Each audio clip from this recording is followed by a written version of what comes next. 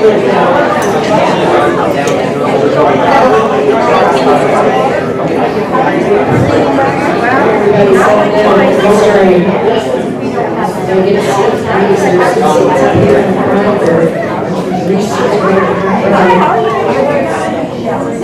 know.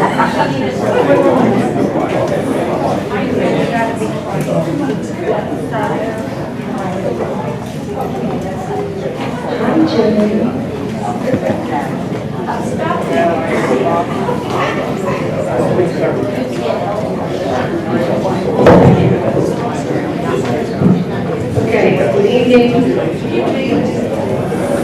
That's right, I have my footstool here so I can see. Welcome to Candidates Night 2023. First name.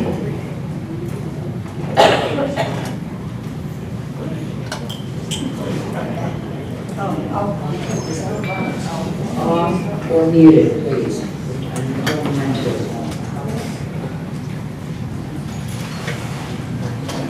Thank you. I'm Pat Dufana, moderating this evening. Jennifer Cadetas, Community Manager, Kathleen Buich, Community Coordinator, got her title right, will be helping with the timing, so we're going to be on a kind of a strict time frame here.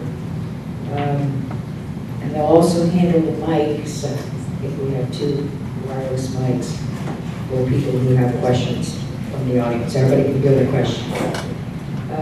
Jim Curry, our Relights famous person back here, is doing the videotaping this year, and the full videotape will be available on YouTube in a week or more. Okay. So you might be able to see yourself on YouTube.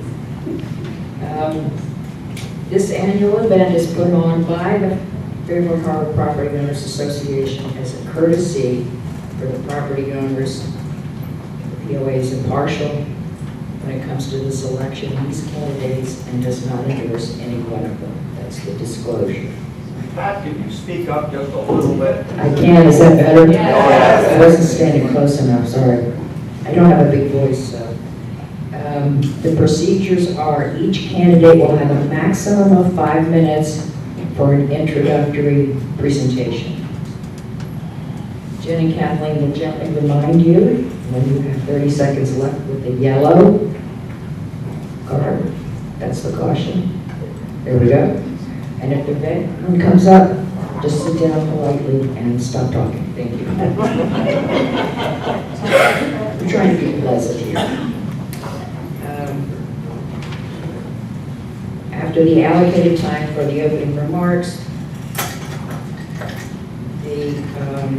after all the questions have been asked, then the candidates will also have a 2-minute wrap up if they choose.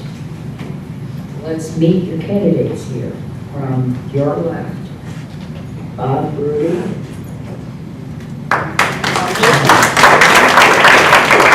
John Blowich. Stephen Harris. Tina Graham. And David Peppercorn. These 5 property owners have volunteered to give our community 3 years of their lives. Did you realize? Untold hours of meetings, projects. This is a major commitment, folks, and they deserve our thanks. After all the candidates are finished with their opening remarks, members of the audience may ask questions. Please try and limit your questions to 30 seconds. So be brief, be terse, and be accurate so that each candidate knows exactly what your question is. No speeches, please. All questions may be asked to a specific candidate or all 5. In any event, the candidates who wish to answer a question, even if it wasn't directed to them, may do so. We're going to hold the questions to 1 question per person until everyone in the audience has had a chance to ask their question, and then we'll go back and have second questions. The order of our candidates opening this year was, rather than drawing names, it's alphabetical. And that's how I had your names in my list, so that works great.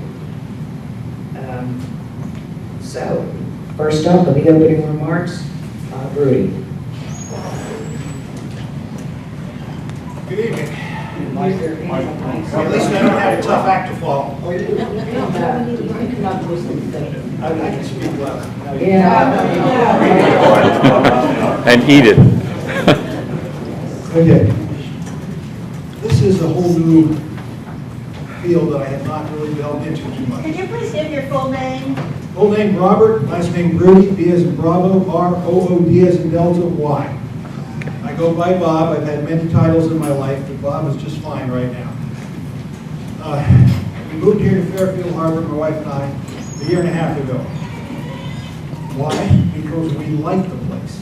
We came here, we visited, we saw, this is the place we want to be. So we need to keep the place looking good and continue to grow. Our property values depend on it. And if we ever need to move on to resale, Closer, the mic closer to your mouth. Eat it. Eat the mic. okay. Eat the mic. This is a nice place to live. We looked at a lot of places. It's nice, and you got a lot of things to do. If you're born here, it's your own fault. My background, I spent 32 years in the Army Reserve. I made it a sergeant, got my commission, retired as a colonel. During that time, I spent 5 years in Special Forces, 10 years in Civil Affairs, and 17 years in medical units. I retired as a hospital commander. On the civilian side, I was in private practice as a chiropractor, solo practice for 30 years. So I understand about running a business. I did it with me, myself, and I. Around here, there's a lot of things I got involved in. Christ Church, we became members and we sing in the choir. I'm an active member of Sudan Shrine, NRA, VFW, past commander, past quartermaster, all-state quartermaster 7 times. I'm in the American Legion here, post 539. That's a Newburgh track. So, why am I here? We have a couple of issues that I think we can make better. One, the ability of the board to communicate better with everybody. I went back through the minutes of the last 4 months that you can read in the doorstep, is it? Front step. And after reading 4 months back, I was still confused. We can do better. And there's a lot of things that cannot be made public because of private business. But we need to do a better job of communicating.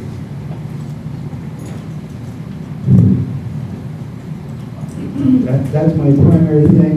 But this is a business. And we need to run it like a business. We can be a friendly business, but it's still a business. And we need to make sure that we continue to move forward, that we maintain our cost, so that we can keep the place running and looking nice without getting crazy with the fatigue.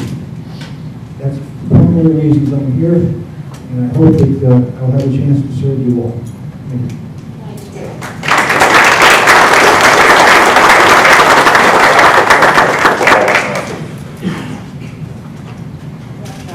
Well, good afternoon, good evening. My name is John. Can you stand up? What's that? Can you stand up? No. Unfortunately, my legs have told me no, my body says yes. My brain can serve me, my legs can't. My wife and I moved here 10 years ago and have enjoyed a lot of the time together. We learned a few things when we first got here, is that everybody who lives here came from somewhere else. And with that being said, we've accumulated a lot of friends, met a lot of people, and enjoyed for the most part our time here. Florence brought us as a community a lot tighter together, those of you that were here during that disaster, and those times still ring close to me because that's where we saw neighbors talking to neighbors, people waving to each other, and generally making the good out of a bad time. Many of us have forgotten that. We see a lot of complaining now, whining, and everything else that kind of goes with age or forgetfulness, which I guess comes with age. I'm a blue-collar guy. I'm not a politician. I ran my own business for many, many years. I know what it's like to spend your own money, not someone else's. I had accountability. I had employees, and I had a family. During Florence, going back just a little bit, that's where I decided that my doctor said I was going to have to give up working. I had a heart attack during Florence. 5 bypasses, 13 days later. He sent me home to a FEMA trailer. And from there I watched the reconstruction of our house and the development of a mortgage that we never had. But we remember. And as we move forward in maintaining this community, we cannot forget about the past.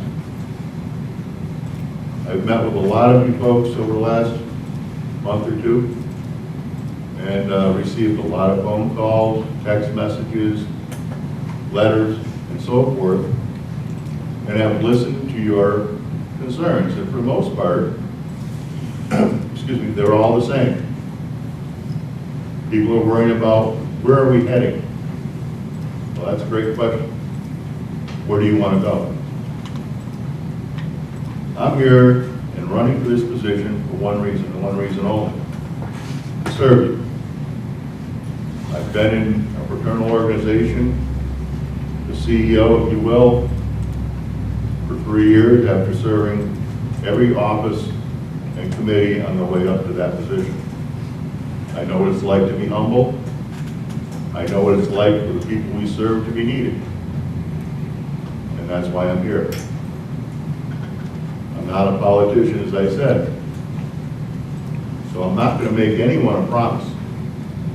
One promise I will make you is that I will work diligently to meet your needs and the best I can to support them. My personal opinion, I think, as Bob said before me, communication between the residents and the board needs to be much stronger. Why are our meetings not accessible to many? That's question number one. I've asked it for years. Our budget. Now, it is what it is, but nobody knows what it is. And sometimes you ask questions and you kind of get at Arthur Murray. Those of you that are old enough to remember that.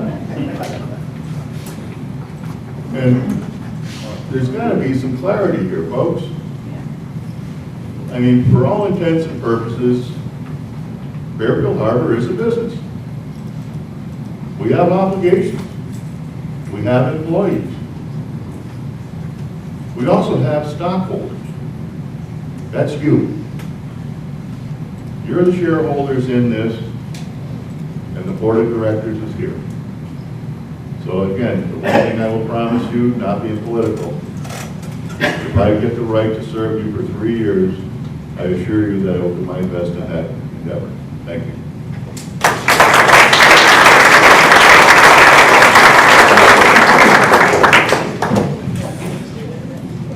Good evening. My name is Stephen Harris, and I am a registered nurse. I can hear you. A little closer. Here you go. Yes, sir. My name is Stephen Harris. I am a registered nurse. Been working in healthcare since the late 1900s, and I have a master's in nursing as a degree. And I've lived here in the harbor going on 28 years in June, so I've been here a while, invested. And I'm going to kind of agree with what everybody else has said. I would like to see what more we can do to try to get the community more actively involved. I think there's some lack of communication from the board to the people, and also In the last 2 years, we've seen a 22% increase in POA use. I won't tell you what they were almost 30 years ago. Yeah. 5 years ago. What are we doing? Are we spending our money where we need to really be spending our money? We've had some large acquisitions. Talking to a lot of the other people in the community, were we fully informed when those decisions were made? And I also went back and looked at the POA board meeting minutes, and it is confusing. It's not very forthcoming what's there. And some of the acquisitions we got, just because we moved money from one pocket to another pocket, doesn't mean that our members lost their vested interest in it. So, and also, what can we do to build with the community? I've heard some talk of a community garden, which I think would be amazing. I'll participate. I'll sign up to volunteer. I think that would be great. And that's pretty much what I have. I don't have a storied administrative career. Why did I sign up for the board? Well, at the time I threw my hat into the ring for this, I was told there were 2 other people maybe at the time signing up to do it, so I threw it in out of sympathy. I need to step up, can't sit on the sideline and complain, you gotta step up and participate. So that's why I'm doing it.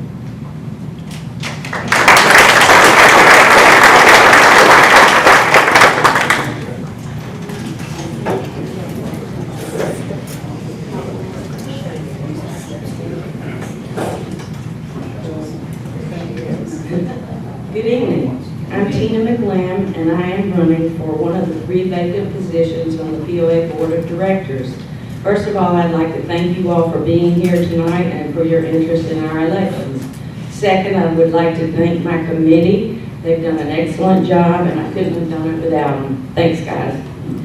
My first priority is communications, as my competitors have said.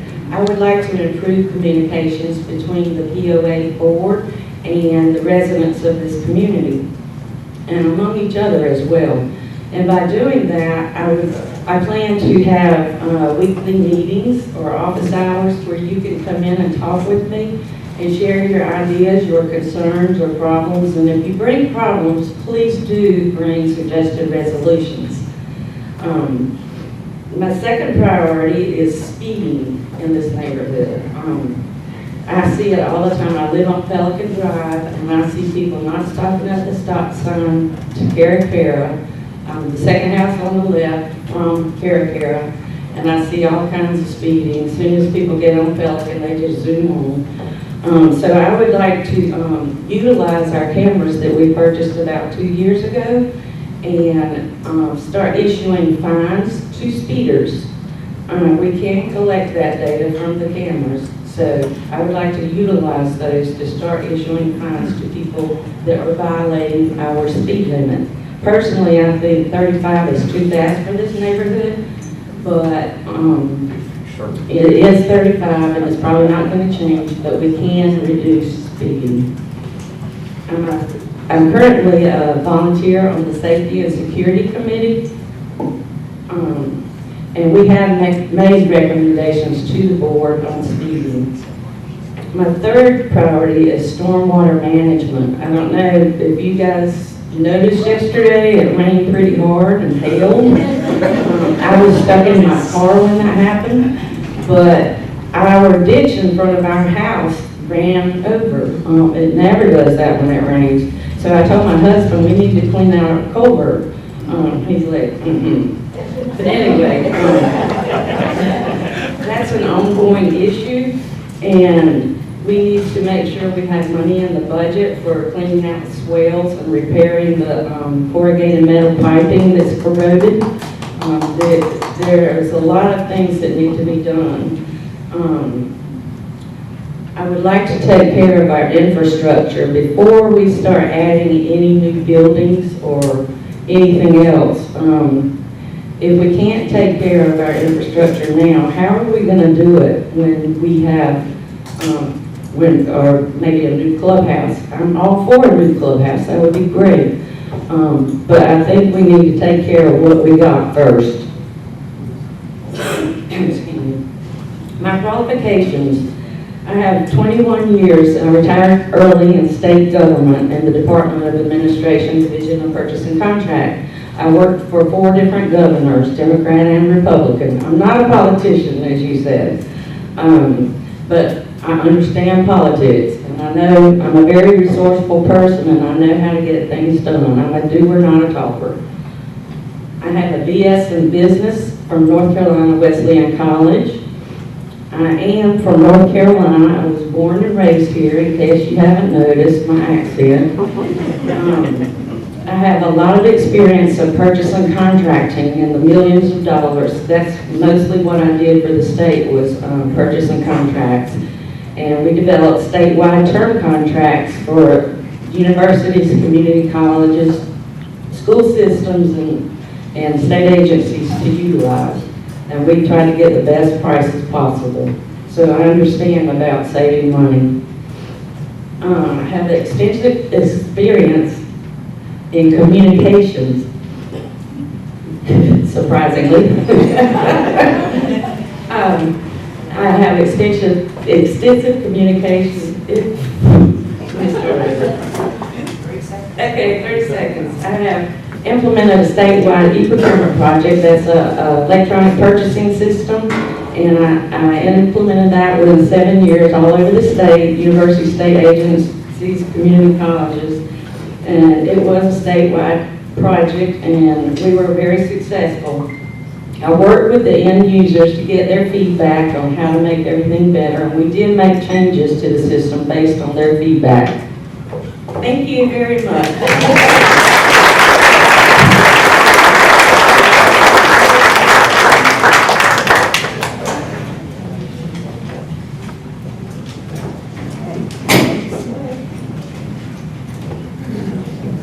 I guess that means I'm next. Good evening, everybody. I'm David Pfefferkorn, and probably the only Pfefferkorn that's going to be running up here tonight. But the old joke that I used to tell people is that the P is silent, as in swimming. It's not a lifeguard joke. I've been living in the harbor here for 21 years. When I got here, it was when we had the other organization, I should say, running the POA, running the amenities, and as you know, things started declining. And so when I first got here, I noticed a decline that we saw occur in the harbor, and it concerned me, and I'm ashamed to say I really didn't do anything about it. I never really participated in the POA organization that much. I was in a lot of organizations around here, but I wasn't with that. And then I started thinking about, well, I see the new things that have happened over the last couple of years, and I got kind of excited, and I decided I wanted to see if I could help continue the change that we've got. We've got a lot of good things that are happening right now.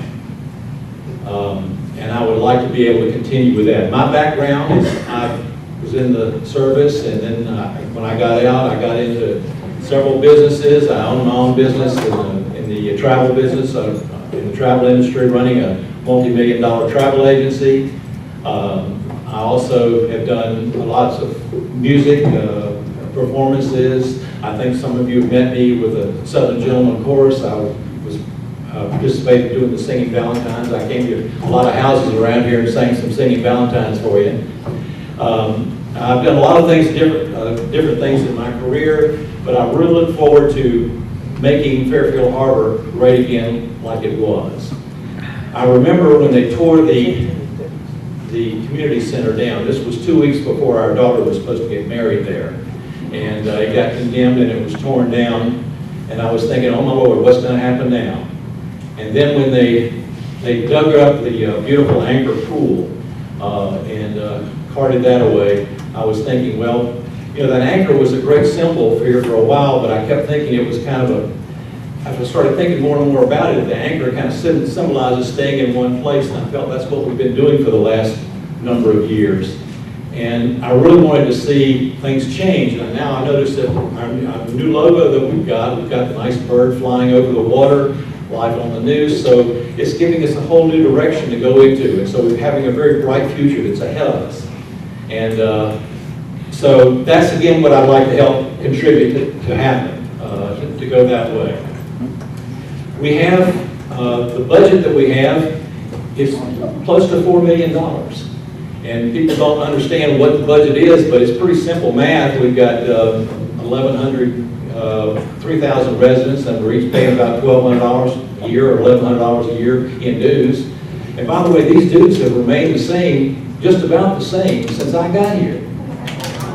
The thing is, though, but the thing is that we don't have to pay amenity fees anymore. It's put into the dues now. But before, when I first got here, dues were like $800 or so, and we had to pay the amenity fee on top of that. So the dues have not changed that much, considering all the good things that we've done here. We've got a lot of things that are already budgeted, ready to go. I'm not aware of everything because I'm not a member of the board yet. And but a lot of things that are planned that are going to be very good for the community, and I look forward to being a part of it if you give me your support. Thank you very much.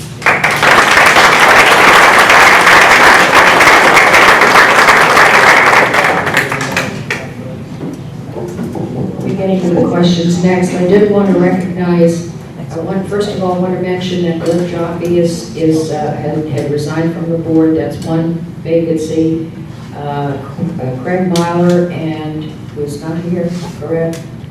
And Rich Miller, who's waving at us, is leaving the board too. And Rich has been on the board in different positions for how many years? Too many. More than 5. He was treasurer for a while, and anyway, so we want to thank them for their service, and that's what left us with 3 vacancies to fill now. So, okay, we're ready to open up for questions. Again, I'll recap 1 question at a time. Once everyone has had a chance to ask the question, if there are others that want to ask a second question, there'll be time for that. Hopefully, there'll be time for that as well. And we're looking to be out of here by 7:30, depending on how many questions there are. And so be very brief with your question. Keep it to 30 seconds, please. And candidates will have a minute only to answer the question. So very involved questions are going to take longer to ask and to answer. So try to keep it simple. Okay, I'm not sure. Short question. Want to take the mics? Jen has We have a question over here. Hi, Give us your name and where you live, please. I'm Celeste McAllister. I live in West Winds, and I want to know if any of the people interested in coming on the board live on the side that with no gate where the timeshares are, or on the dark side. It might be a better name for that. I'm not aware of The good side. For those of us who live there.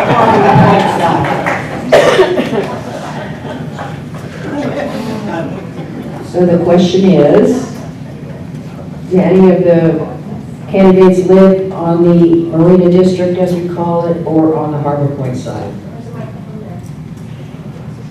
Hello? I do not.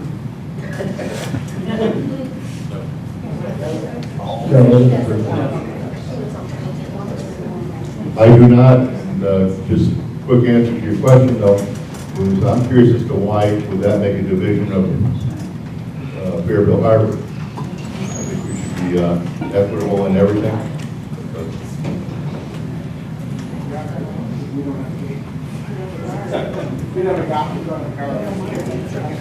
I live on the other side here, and it's all Fairfield Harbour. To answer your question, a lot of people, I think, feel that they don't get representation because everybody for the board, a lot of our amenities, a lot of the repair work, things that happen, all happen on the part that's gated with the security guard. Not saying that we're... Is there a question in there? No, he asked the question, I was answering him. Okay, next. Give her a chance. She's going as fast as she can. My name is Rick Hopper. I live at 5801 Marvin Coast Drive. And Ms. McLean was really good about telling us exactly what she wants to do. Speeding is a concern, stormwater. do any of you gentlemen have something that you would like to accomplish? Not just happy, joy, communication, something hard and fast that you would like to accomplish if you're elected to the board? Thank you. Good question. Whoever wants to go first, just speak up. Go ahead, here's the mic. There's a lot of issues, not just stormwater and speeding here. As I've talked to a lot of people, there's a lot of concern about what is there to do here for the youth. I've heard a lot of the older people I've talked to over the last several weeks say, how much further can we go with our dues until I have to move? There's a lot of accountability here, folks, and and I said, we gotta look forward to the future, but we can't forget our past. And for some people, it's down to simple things. And where do you keep the kids off the streets? Can we do something to help those kids? Do we, put some docks in so they go fishing in these ponds around the area? Are there basketball courts that can be put out there so they can use? I mean, we saw kids in Redsail using it as a skateboard park. Is that something that's affordable to work into the future here for those younger families that are coming here today? I'm going to go with the speeding as well. I'm going to build on that, though. Years ago, last year, we were having trouble with people passing school buses. So, absolutely, if there's something more, where maybe should use with it, what options do we have to make it hurt a little more when you're driving across somebody's front yard or a school bus? So, also, hard and fast. I can't say it's hard and fast, because I should sit up here and talk about something I don't know anything about, so I'm going to talk about something I don't know anything about, is what are we doing for golf courses? What are we doing to promote that? What are we doing to draw people down this road to come here and go golf? Do we have some events planned? What do we want to do to draw? To grow? Is golf growing as an industry nationally? Yeah. 25% is in the age between 18 and 35. What are we doing to pull these people in to come here and spend money? Excuse me, we've been asked to have you repeat your name. Go ahead and stand up, David. People in the back can't read your name tag, so when you do answer a question, if you'll just give us your name real quickly. And by the time the evening's over, everybody will know your name. Yes, I'm David Featherthorne. The things that I would like to do is that I would like to see the community center restored. That's going to be, if you go to any of the communities around here, whether it's Jabrona or Colors, everyone's got a clubhouse.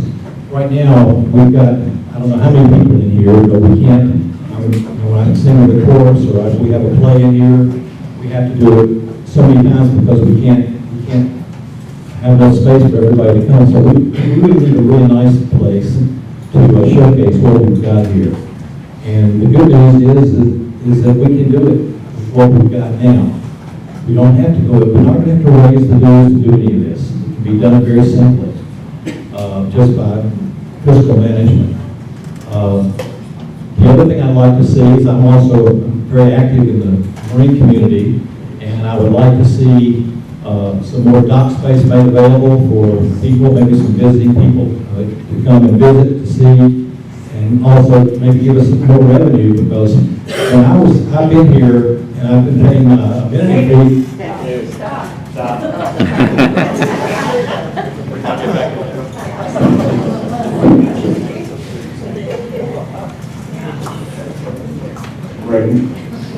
Greg McCauley, live on Cardinal Drive. The clubhouse, new clubhouse has been brought up multiple times, but again, not a lot of expressed answers to what it's going to represent. My understanding is it's going to be modeled after Carolina Colors, that basic type clubhouse. That costs $3,000 to $4,000 a month just to maintain, just electricity, everything else. What are we doing to provide profit from that new facility? What do you do as a board member? Sorry, Captain.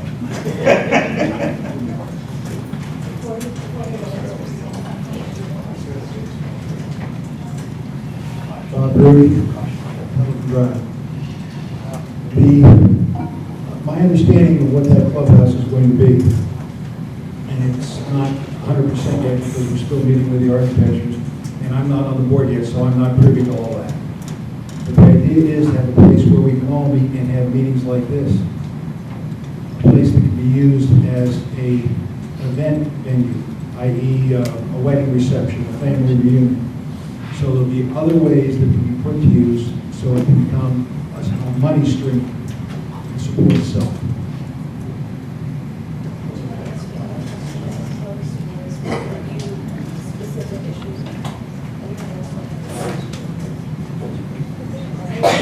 My name is Jeff. I need to shut off. My name is John Glenowitz, and I'm not going to speak to my opinion about the clubhouse, but the concerns of residents I've met. It's not a clubhouse. It was a country club over there, and there's no more golf course. Usually the two are synonymous with each other, and the concerns are that there has not been any disclosure about this. There has not been a vote of the community about this. And when people tell me they can do something for nothing, I have a question. Who's paying for it? I mean, if you want to tell me, and you know, I'd be happy to sit down anytime and listen. Because nothing is free. Has there been some type of a study on this? Because sometimes that will lead you up a path where you don't want to go, but you might wind up at the end of it. We've got a lot of things here to maintain first.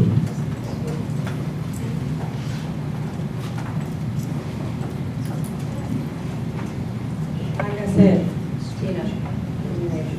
Nate. oh, Tina McLean. Like I said, I'm all for a new clubhouse, and if it does provide a profit, that's wonderful.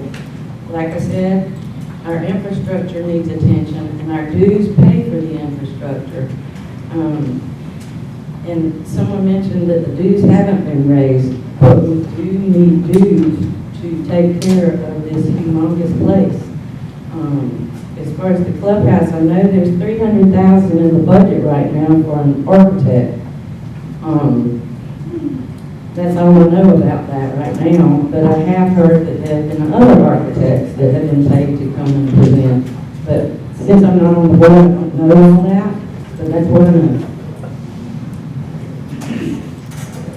Dave Good morning. About the clubhouse, our dues are, if you pay $1,200 a year, and we've got the 3,000 members, that'll give us about $3.6 million a year. And that's basically what our budget is about. But we also have non-member revenue. Like I was here for 21 years, and I've been paid $1,400 a month. I mean, $140 a month for my slip over here at the marina. And so our marina gets income coming in. The golf course now is finally, the restaurant now is finally turned a profit. So things are looking up, and that's simply because it's treating it like a business. Everything should be a profit center for us. And Stephen Harrison did speak to the clubhouse. The clubhouse was awesome. I loved the place. It had the anchor pool and everything. I would also like to see us do it, but like you said, we need to be able to have something how to do it. And how it would be pretty cool. And again, I don't have that.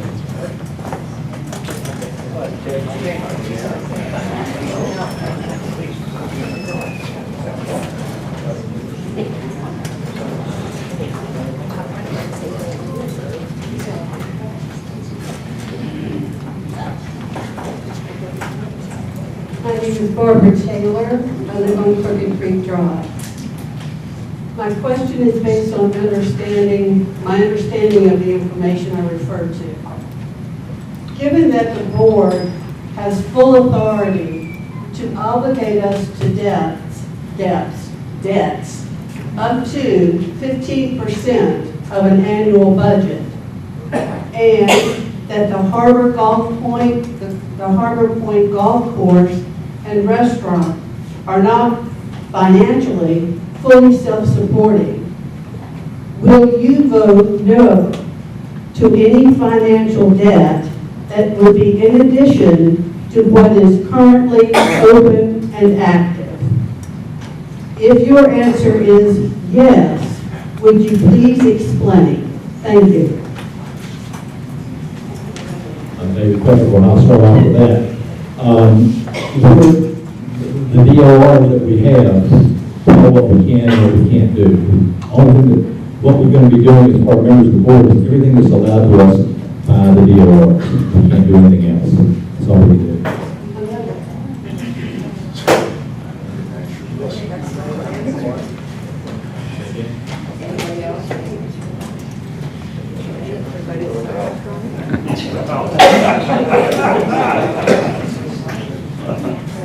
Right now, not being a politician, but I want to give you the best answer I can give you. I don't know. Okay, I feel that anything that goes outside of what I would consider normal maintenance should be brought forth to the membership. Any expansion should be brought forth to the membership. The board should be active to the whims and desires of the membership, not reactive to the complaints after the fact. Best answer I can give.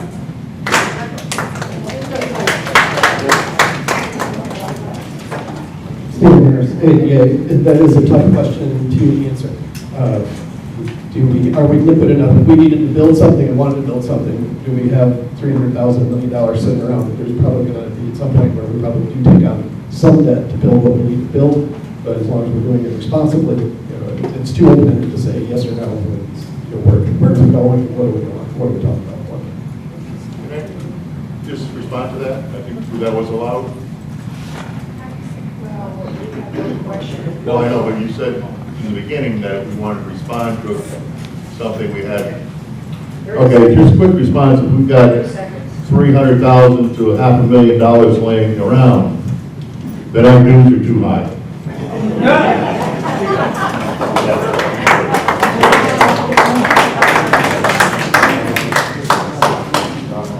And I'm sorry, I did respond to the questions you had about the amount. The good news is that the Harbor Point restaurant turned profit last month. The first time ever, forever. And the reason why is because they now have a business plan and a budget over there. We're doing the same thing with the golf course. And so now, before, we just pay whatever we charge us to run the golf course. And now Trinity is entering an agreement with the board where they can become a profit center so that we don't have to support them. Before we had to write a $60,000 check at the end of every month to fund the restaurant. And now we don't have to do that anymore, which is great.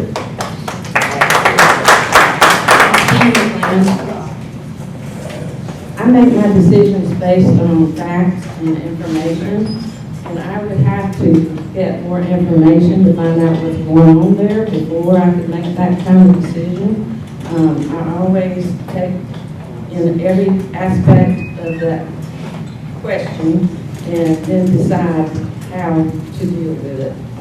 And I listen very well. Jennifer?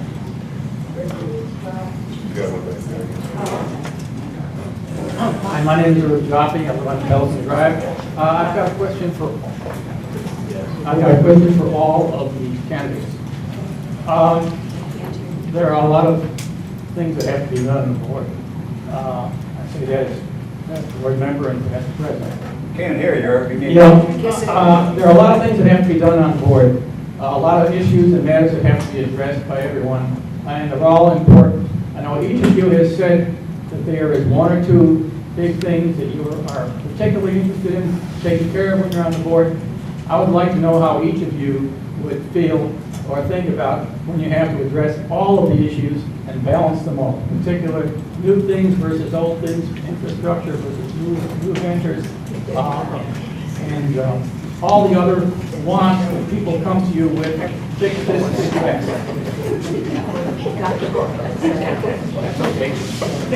I'm Tina, and to answer your question, I have had to balance a lot of things in state government in my experience. I was in charge of compliance, training, education, inspection, a consultant team, so I have learned to balance everything. And it's not easy, I can tell you, but I would be able to do that because of my experience.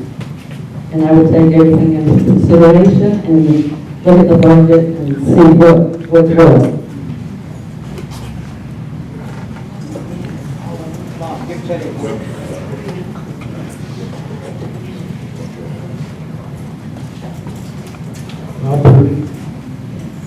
you're planning something, you're doing something, you have a goal, and then there are specified tasks. There are implied tasks. You have to prioritize. And that's what you need. That's what you need to do on all issues. What do we have to do now? This is really clear and doesn't have time. This is something we want to do, but it doesn't have to be done today. So you have to look at the whole picture and look at what we need to do now and lay plans for what we want to do later.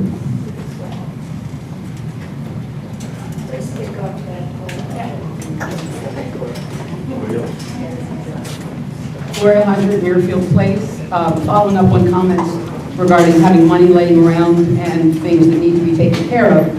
What's your understanding of reserve funding and what's your position on funding reserves?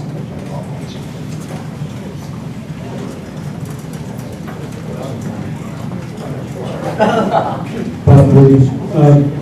I don't know exact dollars at this point because I'm not on the board yet. But you need to have money set aside for the uh-ohs, and there's always uh-ohs. But you also have to have money you're working with and making sure you continue to move forward. You need to be both sides.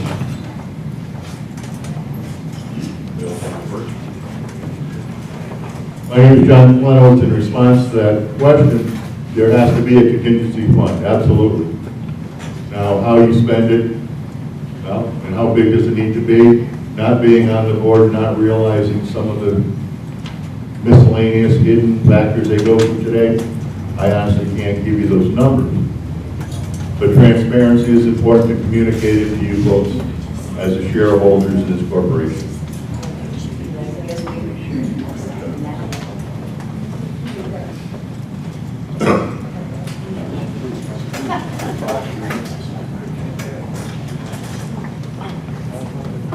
Tell you from the point when I do it earlier, you're certainly going to have a contingency fund, and as we said, we're not members of the board yet, so we don't know what it is, but it's just to run as a business.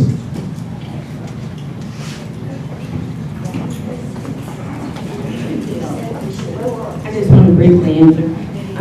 The budget is on front steps, and you can go in there and read the full budget. I have a copy of it here, and I heard from other people that our reserves are getting low. So I believe we need to contribute to the reserves to bring it back up to where it needs to be. Thank you.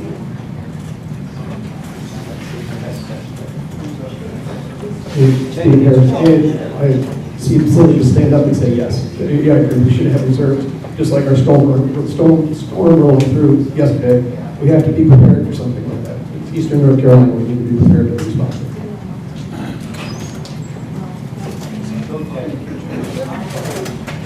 I'm Ted Clark, and I live on Buckle Reef. I guess my question for everyone is, we keep on talking about we're not taking care of our infrastructure. And I don't understand that, because I think personally that this place is in such better shape now than it has been in many years. Thank you.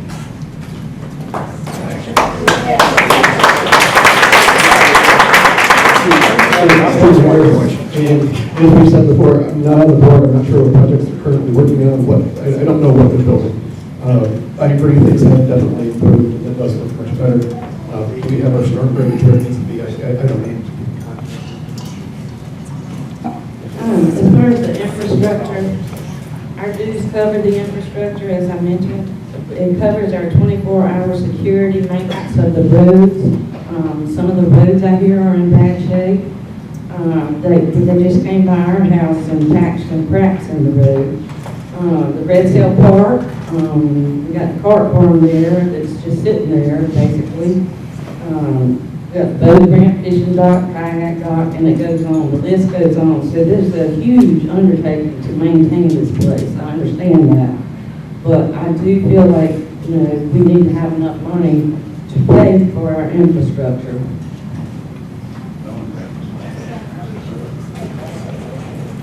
Well, we are paying for our infrastructure, and I think we're doing a very good job of it. if you'll notice, I know people were complaining about the signs, and the signs that would come up. The reason we did that was because we have 1,800 people down here, timeshares, coming to timeshares every month. And they're looking for a place to eat, and they've been they've been sending down to Sarah's down there. So again, we're trying to get some more income into the place and sell our brand here at Fairfield Harbour, make it more desirable to folks.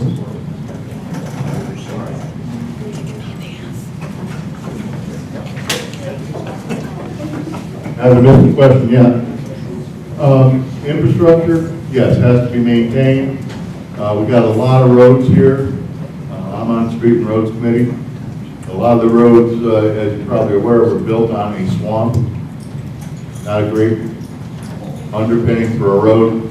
Those of you that don't want to believe that, go down San Juan. Okay? Patching of the roads, why? To add to the longevity. Every committee in this place, and if you don't believe it, get on one, has got a process they go through to look forward to prevent spending your money. They're doing the best they can. Most of them are volunteers. A lot of them have expertise in their given areas as engineering and so forth, and they offer those services free of charge to these committees. So the reason we look so good is those volunteers that are out there ahead of everybody.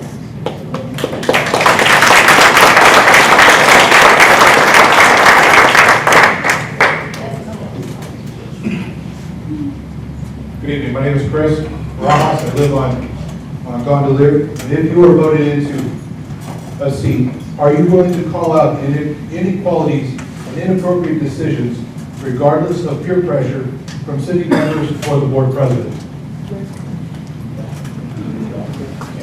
Thank you. Yes. Yes. Can you hear me? No. Yeah.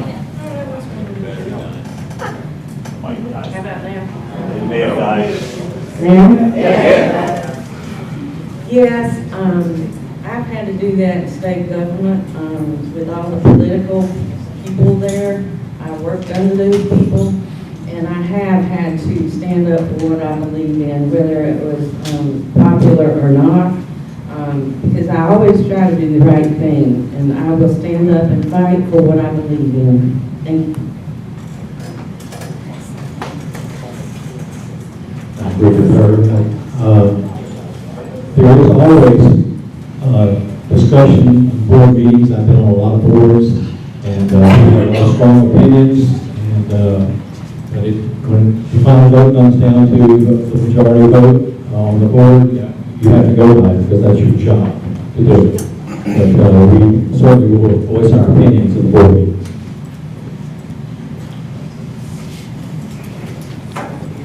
And Stephen Harrison, yes, we would. I would definitely stand up for that. It's not there to be popular, it's there to make the best decision to help represent our community. I'm not a politician, John Glenn once again. To answer that question, will I be in committee? Absolutely not. I just got out of the hospital yesterday after spending several days there, and I had a doctor that I kept telling, I've got to be out of here by Wednesday afternoon. And he said, well, okay, we'll do it again. Anyway, last evening, he discharged me. And after he did, he said to me, why do you have to get out of here? I said, well, I live in a community. I'm running for a position on the board of directors for that community. They have a meet and greet, and I've got to be there. He looked at me, he said, damn it, he says, I don't vote in your community, but I vote for you because you're one stubborn son of a bitch. So will I be in committee? Absolutely not. Bob Rudy? Yes. I have an opinion. I'll explain my opinion and why. And if you don't agree, that's your right. And it's my right to disagree with you. It all comes down to the vote.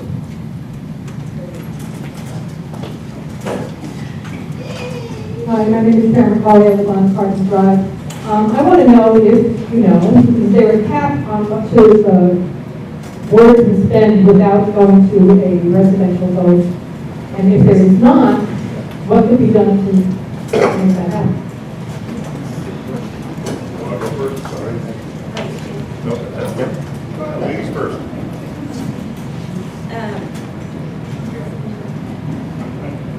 hear me? Yes. I forgot what the question was. Cap.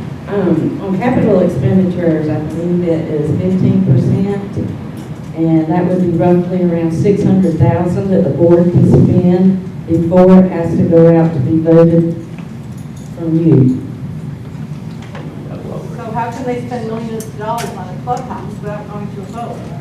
I'm not on the board yet, so I can't answer that, but I would like to know. I can and will answer that question because I've asked it myself many times. Apparently, there's a little part of the DORs that said that they're capable of maintaining the amenities. And that's where this is going to fall into if it goes forward. The amenity is not there. They maintained the amenity when they took it down. There's not a golf course there anymore for a clubhouse. So what should it be? It should be in the hands of the membership. The people paying the dues, as I've stated before and I'll continue to state. Any expansions should be up to the membership as to what direction they want it to go, other than ordinary maintenance. You need to fix the road, you need to do stormwater maintenance, so forth and so on. Fine. You want to build the building? What do you folks want to do? I want to know what it's for first. I want to know how we're going to pay for it. I want to know what it's going to bring or what it's going to expend. Oh, and I was told to stop.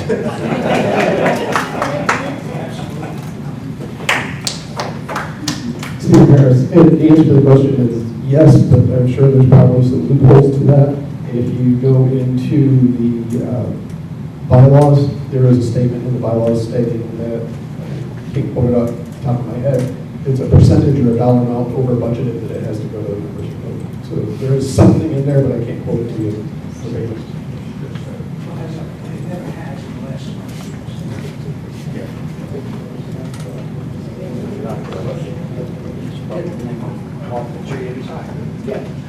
I had to go for a vote. My name is Stuart Tucker. I just moved in August to Caroline Court, and in less than a year, my dues have gone up $100. And I see in the budget in 2 more years that'll go up another $100 if I have read the budget correctly. And I would like to know what that money is going for, and I'm not asking you to answer verbally. What I want is a raise of hands for everyone here. Will you commit to not raising our fees without going to a general membership vote about it? Raise your hand.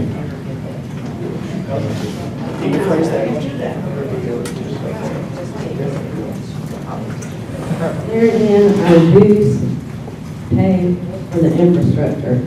And I have the budget here, and in 2023, we're paying $1,173. 2024, it goes up to $1,223.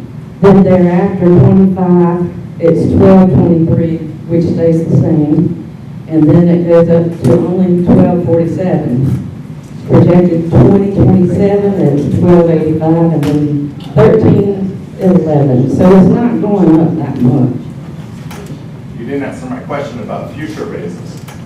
I'm not going to commit to anything right now because I don't know what's all involved. If I hear more and learn more, yeah, I'll commit to something, but I don't know enough yet to commit. I'm sorry.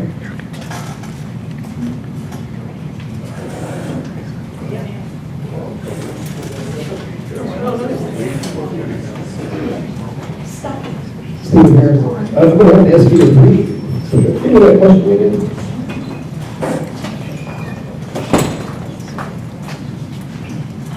Quite simply, can you commit to not raising our fees without sending it to a vote of the general membership? I'm going to have to answer it. I don't know. I'm not. How I feel about it is, yes, I would want to know. John Lenowitz, I'm going to promise you one thing, and one thing only. I cannot promise I won't raise your dues, but I'm going to work diligently to make sure that you spend your dues wisely and perhaps even lower your dues, if there is such a way. I can't promise it. Nobody on this board in front of us or anybody in this audience can promise anything, other than the fact that death and taxes. With that being said, accountability to you as to how the money is being spent, voting by you for expenditures, should we set a dollar amount? Oh, the DOR say this, the DOR say that, and I've heard that for 10 years. It's about time that we, all of the DORs, it's about time we try to look at the DORs and say, can we make them equitable for everybody? There's a lot of division in this neighborhood by DORs. This bank came in over here, this was that developer, this was over here. It's like, where's the walnut? Can we fix them? No. We got to start trying.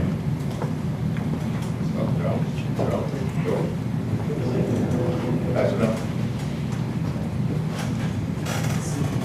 Just one comment on the DOR. That's our Constitution. We have, actually, there are 8 sections in here, so we have an overall DOR that everybody got when you bought a lot here, you came with your deed. And then there's 8 different sections in here, and they all have their own individual DORs. In order to change those, you have to have at least 1,500 votes plus 1 to be able to change the DOR. Now, if you want to change them, you can do it, but it's going to be tough to do it. It's like the Constitution. Remember, that is our Constitution. And they purposely made it difficult for them to change. And so, and we're bound, the Board of Directors is bound by those DORs.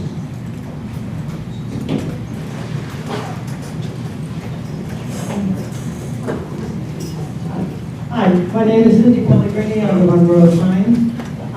I just would like to ask each of members of the board, have any of you checked on what the average dues an HOA in North Carolina pays per month?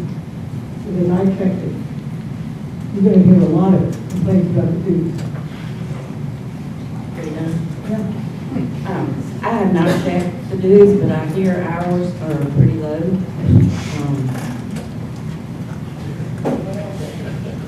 $170 per month. I have not. Is Stephen Harris? No, I have not looked at it, but just to make a blanket comparison, this is the average for POAs. You know, if somebody's paying $14,000 a month for the POA, you're really getting for it. What else is there? There's got to be a little bit more to it than just wrong.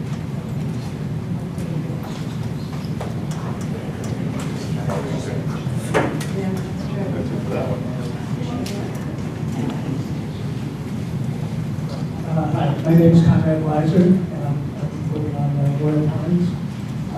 I just have a question really for everyone. And I've heard a lot of things.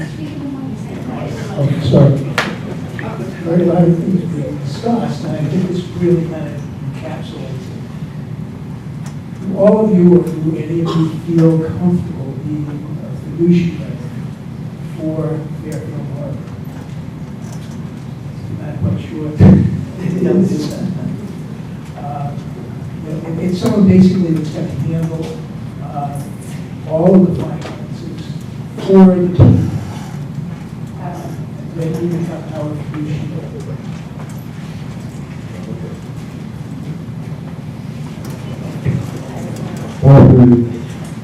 Yes.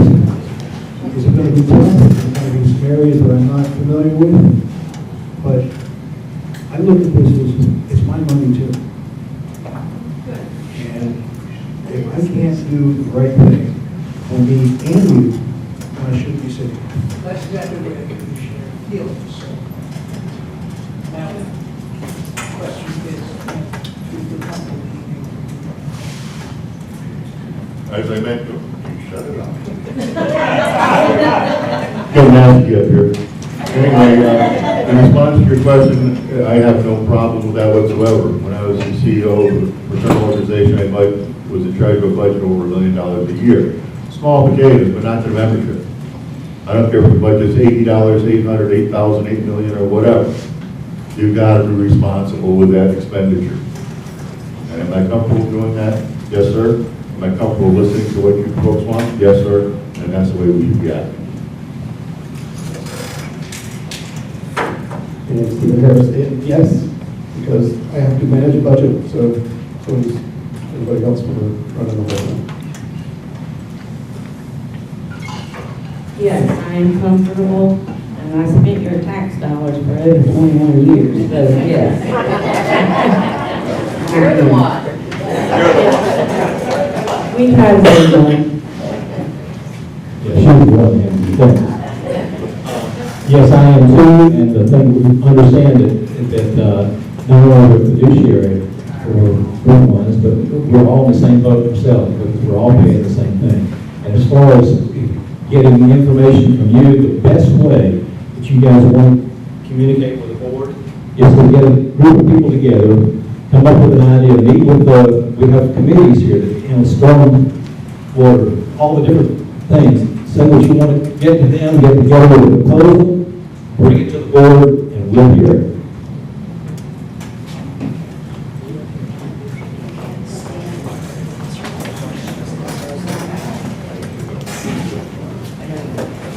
Jay Barker, I live on Construction Avenue, or Mona Passage right now. There are three things that I'm very passionate about, that is honesty and integrity. The third one is commitment. John, I believe you've already touched on commitment a little bit. What does commitment look like to the rest of you? Because I know some of the members already are working over 40 hours a week. And are you willing to, and are you ready for that kind of commitment to the neighborhood and the family too? Yes, I'm ready for that commitment. I'm retired. I put puzzles together a lot. I play with my dog. So I have plenty of time to devote. I plan on going to every board meeting, and I plan to listen to you all. And like I said, I would like to set aside time each week to have you come and talk with me. But yes, I'm ready to go. Me too. I'm retired as well, so we've got the time to spend it to your interests. That's what we want to do.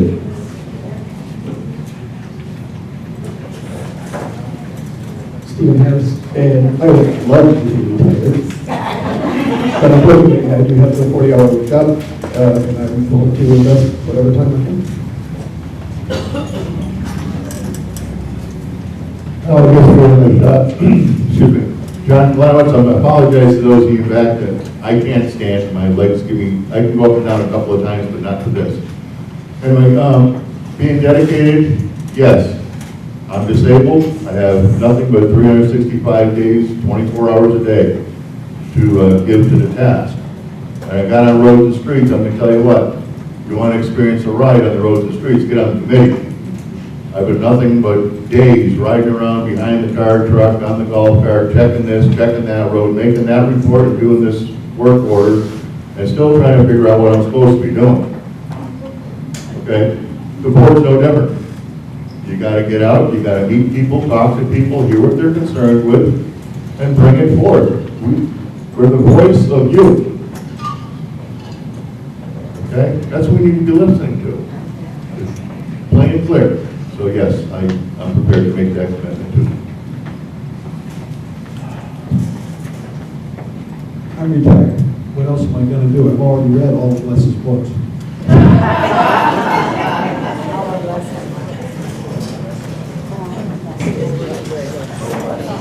Hi, my name is Pam Zimmerman. I live in Laurel Pines. I've been in this here for a few years.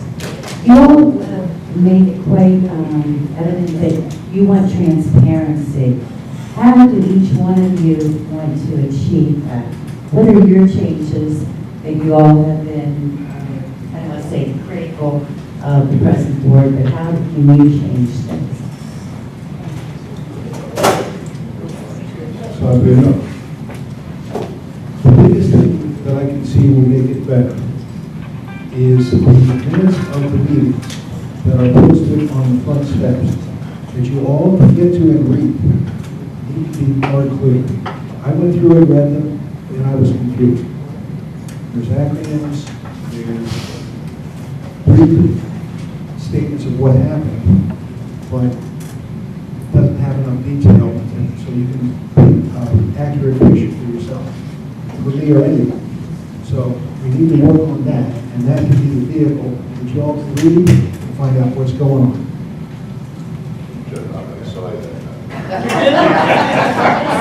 Okay. John, once again, transparency is a word I don't like to hear because it's been so convoluted over the last many years. Okay, I prefer to be accountable. I prefer to get the information out to you. One of the things I've talked to with a few people is make a board meeting where you can get there.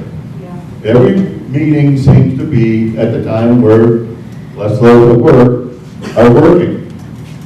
What about a couple of times a year having a meeting in the afternoon or in the evening? We're all retired. We can meet anytime. How about those of you that aren't? Getting the message out, we've got to be able to get to a better job of this too. I was told, I think, did you give me a red light? Oh, shoot, I got more time. Well, there you go. Don't let you do that. Okay. How do we do that? I've asked this. A lot of people in this community are the older. Me. They don't have internet, Wi-Fi, and all that googly goo that goes with it. They don't have front steps. Now I gotta stop. Right in the middle of work. Steve, and yeah, we definitely need more advertising of when they're having the board meetings, and also meeting minutes need to be more clear and more readily accessible. I think our board is doing a great job, and I don't think I criticize the board, but I believe there's always room for improvement. No matter what it is, there's always room for improvement. You can always make things better. And I agree with that.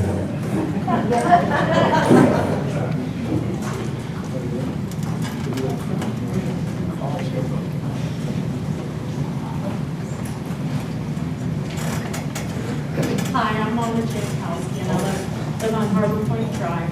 And I've heard each and every one of you mention about communication and the vagueness of information in minutes, and the numerous different sites that we get to select from to get clarity of information. And so I would ask each of you, what are your technological skills, since we are in an age of technology, and that is how everything is now communicated to us.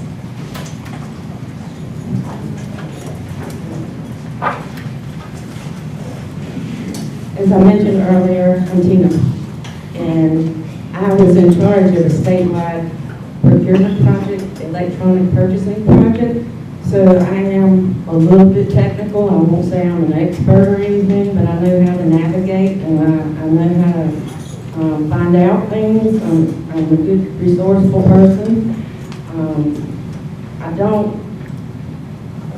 not sure how to say this, but I would prefer not to use Facebook in business. It's okay for social media, but I don't think it's good for a business, and you know, make comments, because it can get ugly sometimes.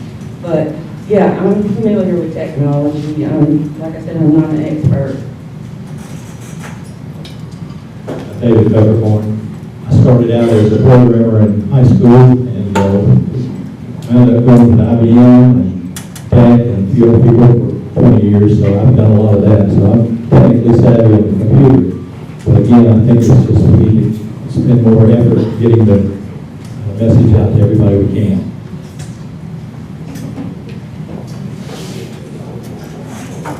Steve Myers, as far as company technology, well, we use it every day, so I'm fairly comfortable with it. I build computers, build other things, so I've built it. John Clemens, technology is a wonderful thing. But let me tell you one thing, I'd rather talk to you face to face than to text you or to email you. I put my information out there, I put my email out there, my phone number, and everything else as far as getting back. I've gotten letters from people here in the community, in my mailbox, believe it or not. There are people that go back to that technology. So what's important going forward, now, when everybody, the world catches up, that means everybody in Fairfield Harbour has an equitable manner to which receive information, then we'll do it. In the meantime, within the restrictions that might be put on us by our attorneys or whatever else, if you've got a question, You've got my number, give me a call, and I'll talk to you anytime, not after midnight. Okay? That's the best way to communicate, like we're here today.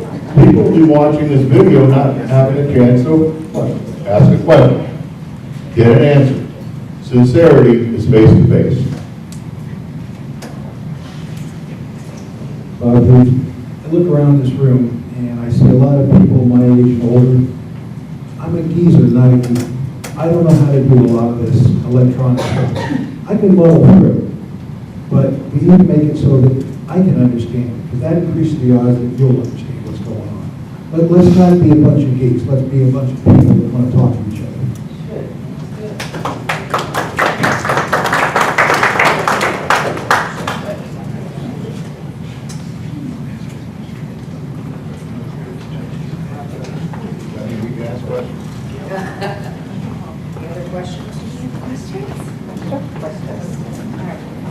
There's one over here.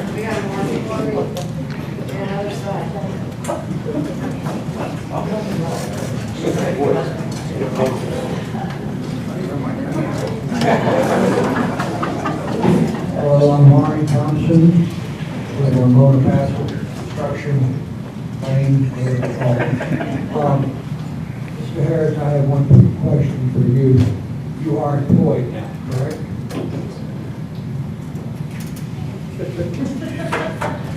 Yes.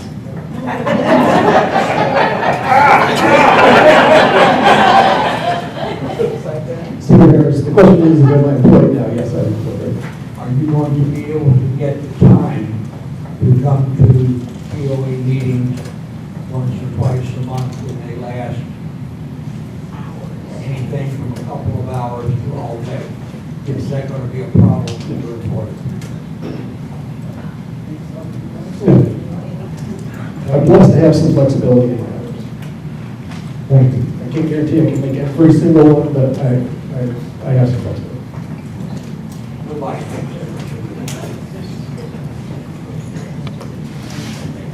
I'm Cindy Scallion, I live on Royal Pines, and I have a question for Mr. Peppercorn. It seems like you're privy to a whole lot of financial information and not on the board. How do you know all this stuff about profit for the restaurant and all that? I mean, is it just hearsay, or do you know this for a fact, or do you have some inside information?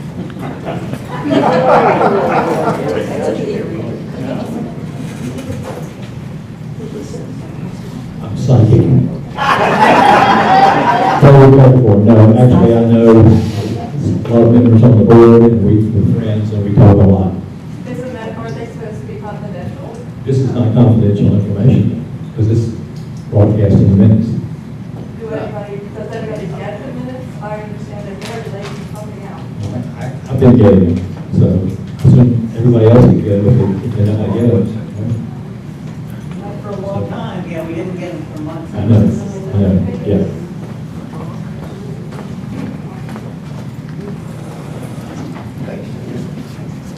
Hi, everybody. Linda Green, Gondolier Drive. Obviously, the DORs are written, this community is well over 30 years old. At what point, as a board member, do you feel you need to go back and revisit the DORs to see if they make sense with changing times that we have today?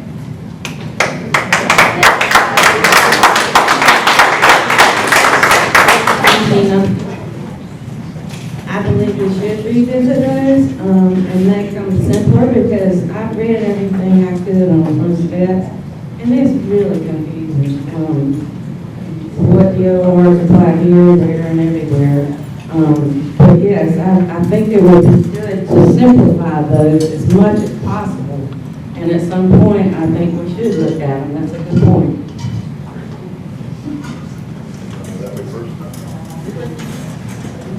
David Peppercorn. I agree with you. They're hard to understand and read. That's the legalese, and whenever we have to do anything, we have to go around lawyers, and that's the reason we're paying so much money for lawyers, because everything has to be done for the DORs. As I mentioned, if you want to change it, get a group together, start a petition, we get 1,500 votes, we can put up a change, but it's going to be tough to do.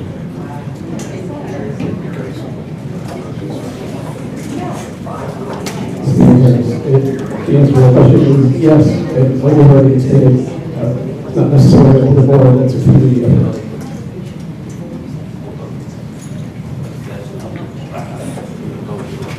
John Brown, I'm not going to have time to answer your question, but if you do want to talk about it, reach out. The DORs, we have to live within them. They're up to you to change them, unfortunately. The board does not have any real say in what they say.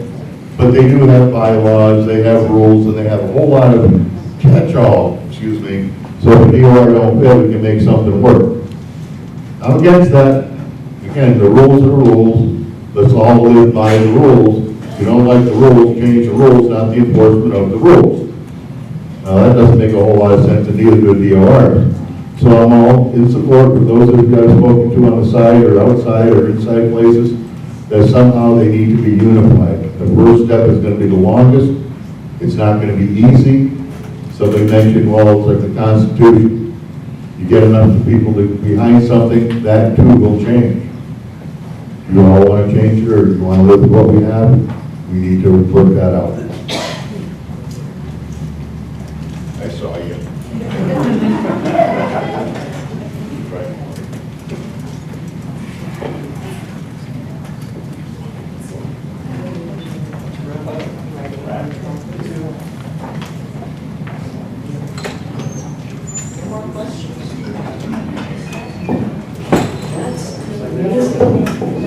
Looks like we're going to get out of here on time. One more question, one last chance. Going.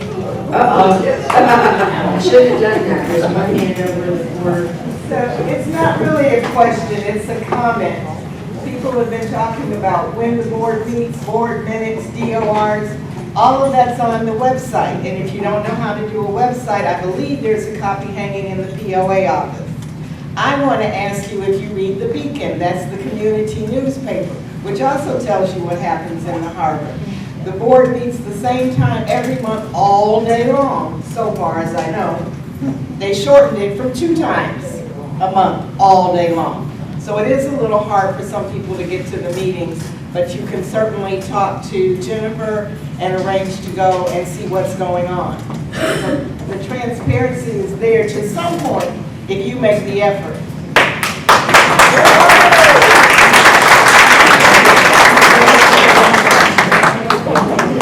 Thank you for taking the effort to be here tonight and to participate in this very important process. You all are just golden citizens of Fairfield Harbour. Thank you very so much for attending. Wait, we're not finished yet. We're not finished yet. The candidates have an opportunity for a 2-minute wrap-up. Start on that and go this way in fairness. That's fine, go the opposite way. David, you're up.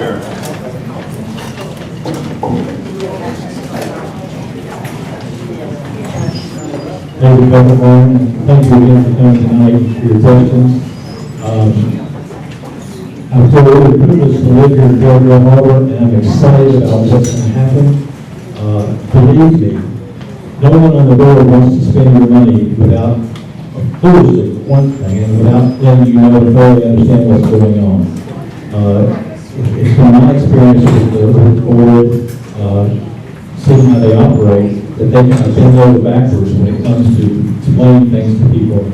Sometimes you have to go by your horn yourselves and make yourself perform. And if you do that, I think you'll see that we're going in the right direction now, and the future is very, very bright for Fairfield Harbour. I'm very happy to be here. I know we've all seen a lot of our folks that have moved away from here, they've gotten sick or whatever, their spouses have died, they moved away. One of the things that we'd like to see is people that, if they lose a spouse or whatever, they can't take care of themselves like they could, maybe we can have a community service here in Fairfield Harbour, like a small patio home. We move into a smaller patio home. We certainly got the land here if we wanted to do it. That type of thing would be available to as a revenue stream for Fairfield Harbour as well. But we are all going to operate within the budget, and we all pay the same amount of dues that everybody else is. We're all paying the same amount of dues, so we're just be cognizant of the fact that we can be very fiduciary when it comes to making sure your money goes to a good cause.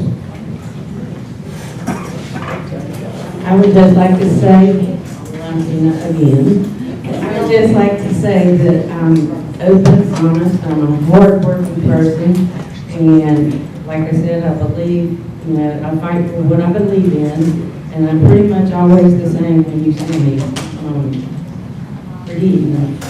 And I would like to say that I have a lot to learn, but I have the time and effort to put into learning, and I will do my best to serve you, and I would appreciate your vote. Thank you.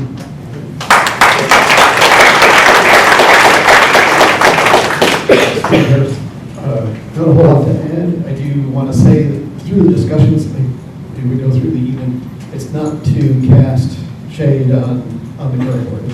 It's just talking it out and just kind of being critical, not cynical of the situation. And as a side note, make sure to thank our grounds workers who cleared the trees. They did a fantastic job for us last night.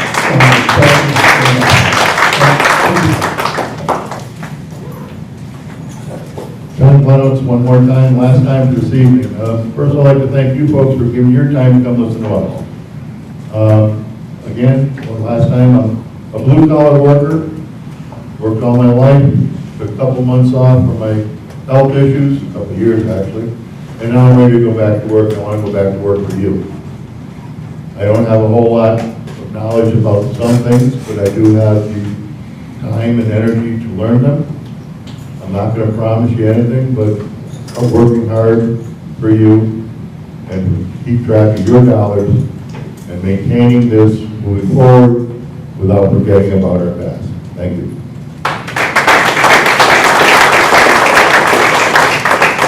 I'm still bothering.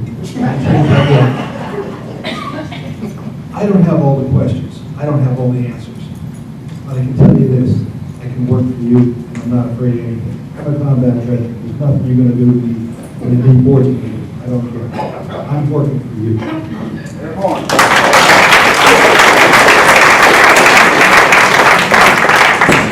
you all. Also, if you haven't, one of the front steps has all the candidates, their bios.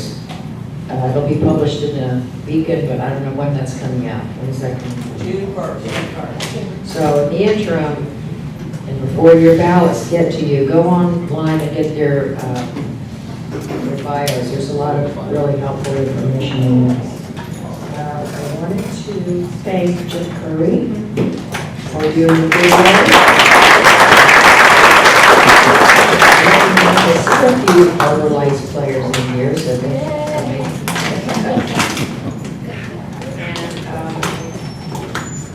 again, I wanted to thank the candidates for putting their lives on the line here tonight and for publicly swearing that they will serve 3 years honorably and honestly. It's a big commitment.